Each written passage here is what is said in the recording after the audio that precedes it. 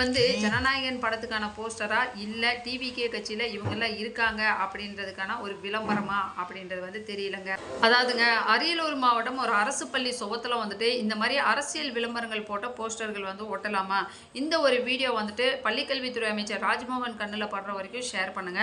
ஏன் அப்படின்னம்னா, ஒரு பள்ளிக்கூட சுவத்தில் வந்துட்டு திருக்குறளோ இல்லை அறிவு சார்ந்த சில விஷயங்களோ இல்லை நாட்டுக்காக போராடின சுதந்திர போராட்ட வீரர்கள் தலைவர்களோட ஃபோட்டோவோ படமோ வச்சுருந்தா பரவாயில்ல.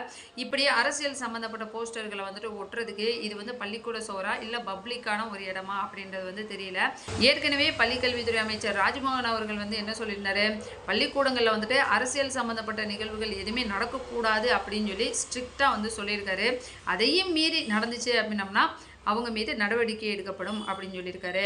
அப்போது பள்ளிக்கூடத்துக்குள்ளே இந்த மாதிரி நடக்கக்கூடாது, பள்ளிக்கூடத்துக்கு வெளியில் பள்ளிக்கூடத்து சுவத்தில் இந்த மாதிரி போஸ்டர்கள்லாம் வந்து அடித்து ஒட்டலாமா? இப்போ இருக்கிற ஸ்டூடெண்ட்ஸ் எல்லாம் வந்துட்டு முதலமைச்சர் விஜய் அவர்களை ஒரு அண்ணனாவோ இல்லை ஒரு மாமாவாவோ இல்லை ஒரு நடிகராவோ தான் சொல்ல தெரியுமே ஒழிய அவங்கக்கிட்ட போய் நேரு, மகாத்மா காந்தி இல்லை ஃப்ரீடம் ஃபைட்டர்ஸோட ஃபோட்டோவை காமிச்சு இவங்க யார் அப்படின்னு சொல்லி கேட்டால் தெரியாதுங்க. ஏன்னா இப்போல்லாம் வந்துட்டு மாணவர்களோட படிப்பும் பள்ளிக்கல்வியோட நிலைமையும் இந்த ரேஞ்சில் போயிட்டு இருக்குங்க. அதனாலங்க இந்த மாதிரி அரசு பள்ளி சுவத்தில் வந்துட்டு சினிமா விளம்பரங்களோ இல்லை அரசியல் சம்மந்தப்பட்ட விளம்பரத்துக்கான போஸ்டர்கள் அடித்து ஒட்டுற இந்த மாதிரி விஷயங்கள்லாம் வந்துட்டு முற்றிலுமாக தவிர்க்கப்படணுங்க.